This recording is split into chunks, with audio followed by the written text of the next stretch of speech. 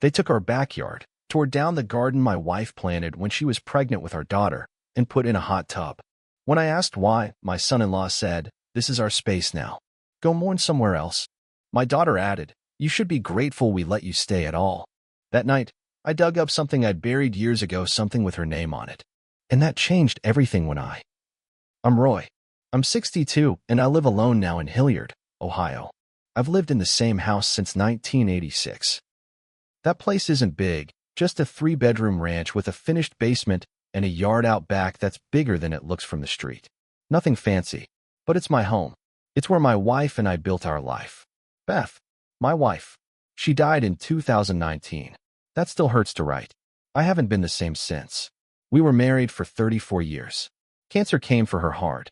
One minute she had a small lump, and the next she was wasting away in a hospital bed. It only took 7 months. We never really got to say goodbye the way I wanted. When she was 8 months pregnant with our daughter, Caroline, Beth started a garden in the backyard. I thought she was nuts. It was the middle of June and hot as hell. But she had a glow about her. She said, "Our baby's gonna grow up with flowers and sunlight." So we dug up a space near the back fence. She planted tulips, lavender, daisies, some herbs too. Over the years, it became her pride. She called it her second baby. That garden stayed. For 27 years, we kept it up. Even when Beth got too sick to walk, she'd sit by the window and look at it. After she died, I couldn't touch it. I couldn't pull a weed. I'd sit out there with a drink and just let it grow wild. It made me feel close to her. Then 2022 came. My daughter, Caroline, called me crying. Her husband, Jake, lost his job. They were about to have twins. She asked if they could move in for just a while. I didn't even think about it. I said yes. At first, it was fine. I stayed in my bedroom, they stayed in the basement. We'd eat dinner together a few times a week. But after a couple months, things shifted. Jake started making comments. "This house could use an update. We should build a deck or something back there. Why don't you ever use the backyard?" I told him flat out, "That's Beth's garden. I'm not changing it." He laughed. "She's gone, Roy. Don't you think it's time to move on?" I wanted to punch him, but I didn't. Then in June 2023, I took a weekend trip to see my brother in Akron. I was gone for 3 days. When I came back, I pulled into the driveway and something looked off. I walked around back and nearly fell to my knees. It was gone. The garden. Every single flower, every bush, every damn stone border. They bulldozed it. Replaced it with concrete and a giant hot tub. Big as a truck bed. Surround sound speakers. Outdoor lights. Bar stools. Even a damn Bluetooth fire pit. I couldn't breathe. Caroline came outside and said, "Don't be dramatic, Dad. We wanted to surprise you." I asked, "Where's the garden?" She shrugged. It was old. We thought this would be better.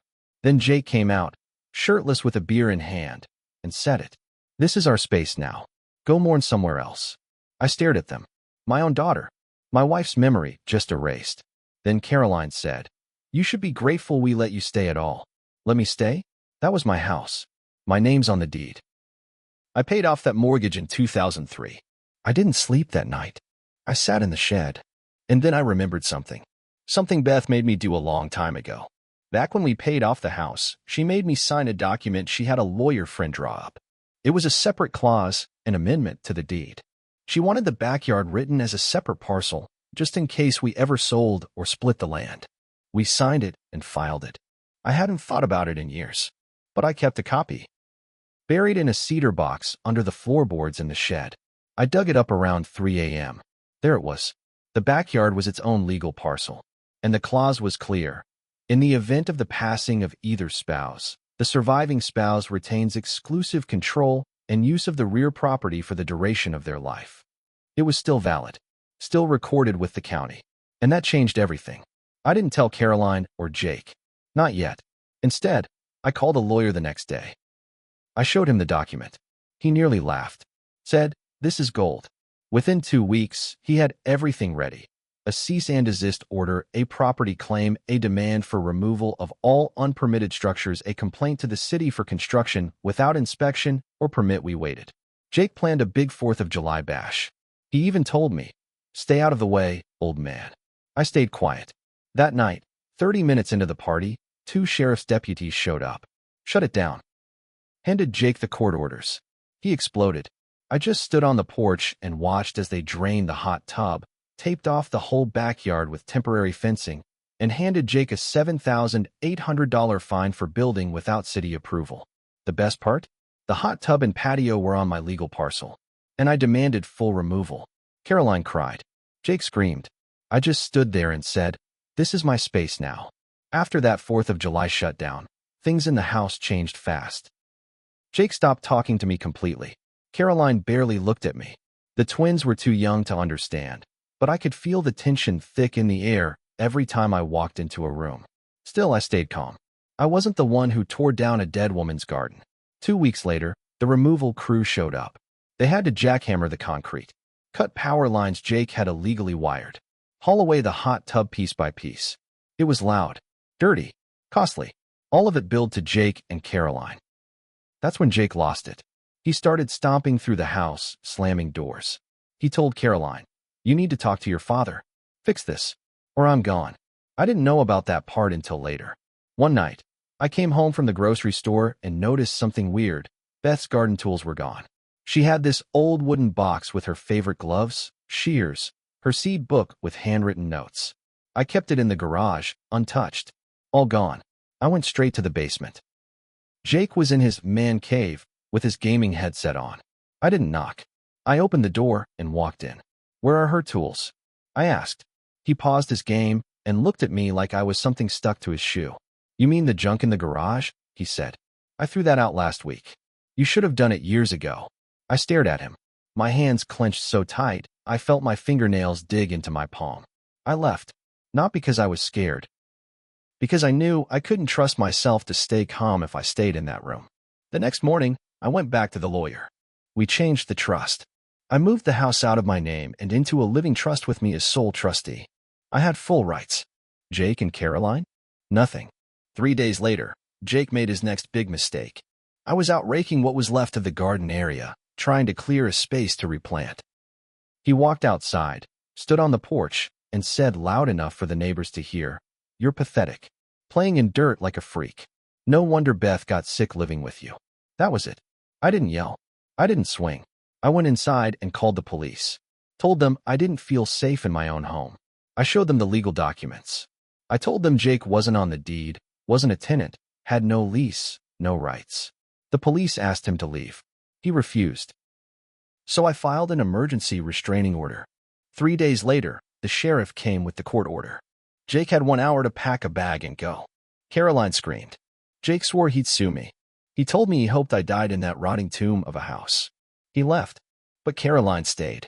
I thought maybe now we'd find peace. Maybe we'd talk. Maybe she'd understand. Nope. She went cold. Stopped eating dinner with me. Locked the door to the basement. Only came out to take care of the twins. She didn't say a word to me for weeks. Then one afternoon, I saw a black SUV in the driveway. Some man I didn't recognize walked into the house like he owned the place. I listened from the hallway. He was a real estate agent. She was trying to sell the house behind my back. I walked into the kitchen and said, "This house isn't for sale." The man looked confused. "Your daughter said." "I don't care what she said." I told him. "I own this house. It's in a trust. You'll be trespassing if you step foot on the property again."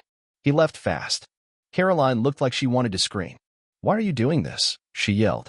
"You're acting crazy." I didn't respond. I just handed her a printed notice, 30 days to vacate. I gave her a month's notice and even offered to help find a place nearby for her and the twins. She tore the paper in half. The next few weeks were rough. She slammed doors, screamed into pillows, left messes around the house. But I didn't budge. The day she finally left, she didn't say goodbye. Just packed the car with the babies and drove off without a word. That night, the house was quiet again. Too quiet. I walked out to the yard. I stood in the dirt where Beth's garden used to be. I pulled out her old seed book. I'd found it in the trash and cleaned it up. Her handwriting was still there. I opened it to the first page. It said, "For Caroline, let this grow with you." That hit me harder than anything Jake ever said. And for the first time since all this started, I cried.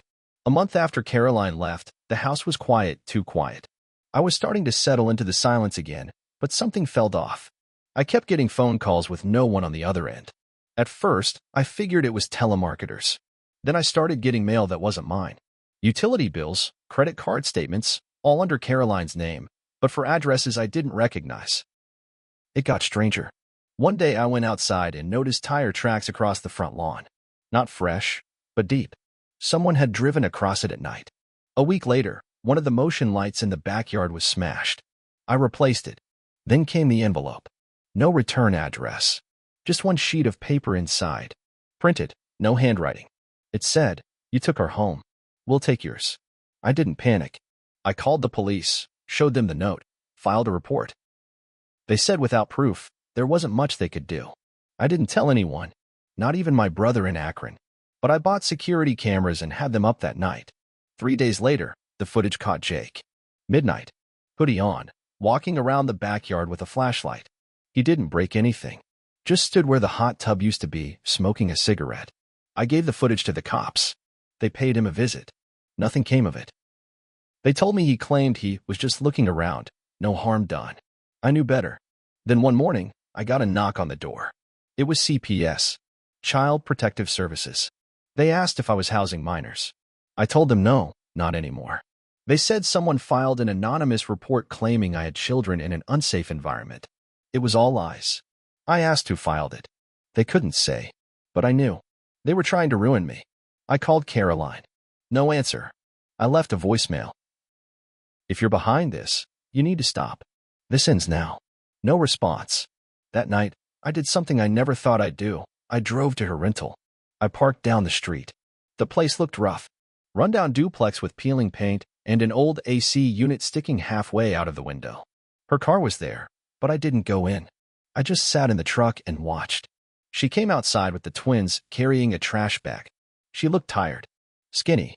Not the girl I remembered. Then Jake showed up. He pulled up, loud music, loud voice. Walked up to her, said something I couldn't hear, but then I saw her back away. He pointed his finger in her face. She flinched. That was enough for me. I stepped out of the truck and walked toward them. Jake saw me and froze. "What the hell are you doing here?" he said. I looked at Caroline. "You okay?" She didn't answer. Jake stepped forward. "You stalking us now? You gonna call your lawyer again?" I looked at him. Calm? "No. I'm here for her." He laughed. "You think she wants anything to do with you?" Then I pulled out my phone and showed her something. The trust documents. The paperwork for a college fund Beth and I had set up when Caroline was born. It had sat untouched for years. I doubled it after Beth passed, just in case. It was all in Caroline's name. For her or the kids. "If you want out of this mess," I told her, "I'll help you." But not with him. Jake looked ready to explode. Caroline looked like she was about to cry. She didn't say a word. Just walked inside with the twins. I left. That night, I got another message. This time in my mailbox. No envelope. Just a photo. It was of Beth's garden. Torn up. In pieces. With the words written across it in Sharpie, "She's not coming back. Let it go." I stared at that photo for a long time. Then I made my choice. This wasn't just about property anymore. This was war. I stared at that photo of Beth's garden, the one with the ugly words scribbled across it, for a long time. Something broke in me that night. But it wasn't sadness this time. It was steel. I was done being patient. Done playing defense. Jake wanted a fight. He'd get one. I wasn't just going to hit back. I was going to bury him. First, I went back to the lawyer. Told him everything. The threats. The note. The midnight trespassing. He already had the footage. We added the new evidence and filed for a full protection order. This time, we asked the judge to include my daughter and grandchildren, too, on the grounds that Jake had a history of intimidation and illegal activity. We submitted photos, texts, camera footage, the CPS report, and even his old criminal record, which, turns out, had a couple priors from before he met Caroline. Minor stuff back then, but it painted a picture. The judge granted it. Jake was legally forbidden from contacting me, Caroline, or the kids in any way. But I wasn't done. Jake had used my house as collateral for a private loan. He forged Caroline's signature on paperwork he never expected anyone to find. I found it. My lawyer and I filed fraud charges. That got the lender involved. They launched their own internal investigation. Once they confirmed the forgery, they reported it to the state. Jake's name started popping up in the wrong places. Then I filed a separate civil suit, for damages to my property, unauthorized construction, emotional distress, and removal of personal belongings, Beth's tools. That's when everything started falling apart for Jake. He got fired from his new job. The fraud report hit his background check. Then the kicker, I filed a lien against his car. Not just for fun. He bought it using part of the original hot tub loan, which he tied to home improvement on my house. Since the backyard wasn't legally his, the loan was now considered misused. The repo guy showed up a week later. Jake lost his car, his job, and every inch of control he thought he had. He tried to contact Caroline, voicemails, emails, even fake social media accounts. But the court order was solid. He got arrested for violating it 3 weeks later. He spent 3 nights in county jail. And while he was in there, I helped Caroline file for full custody. She got it. The court awarded her sole parental rights, and Jake was officially cut out of the picture. As for Caroline, things weren't smooth between us right away. We had a long talk. A real one. For the first time in years, she told me the truth. Jake had been manipulating her, isolating her, slowly tearing down her confidence. She defended him because he made her feel like she had no other choice. I listened. I didn't yell. I didn't say, I told you so.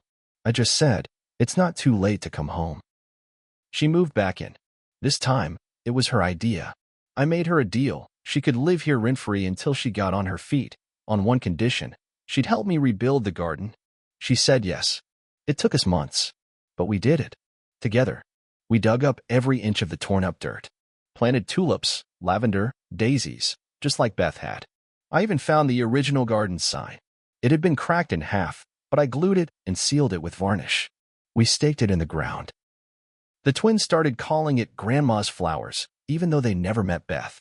Every morning, they ran outside and pointed to the bees and butterflies. It made something inside me settle. Jake never showed his face again. Last I heard, he moved out of state to avoid the lawsuits. He tried to start over, but his credit's shot. His reputation's ruined. And I've still got 2 active judgments against him that follow him wherever he goes. Caroline's in school again, studying early childhood education. She wants to teach someday. I told her I'd help pay for it, if she just promised me one thing. Never let anyone silence you again. As for me, I still talk to Beth. Out loud, sometimes. In the garden. I sit on the bench and tell her what the kids did that day. What I planted. What I lost. And what I took back. She gave me roots. They tried to tear them out. But I dug deeper. And now everything they destroyed is growing back stronger. And they're long gone. Roy, 62, Hilliard, Ohio.